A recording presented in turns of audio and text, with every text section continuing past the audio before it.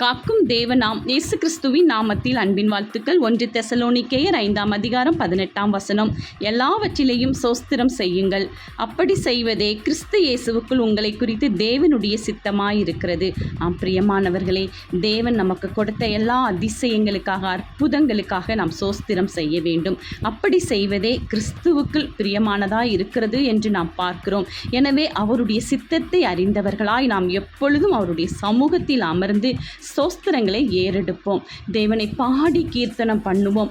தேவனுடைய வார்த்தைகளில் நிலை கொண்டு நிற்போம். அப்பொழுது தேவாதி தேவன் அவருடைய சித்தத்தை நமக்காக நிறைவேற்றி எல்லா காரியத்திலும் ஜெயத்தை கொடுத்து நம்மை சோஸ்தரிக்க பண்ணுவார்.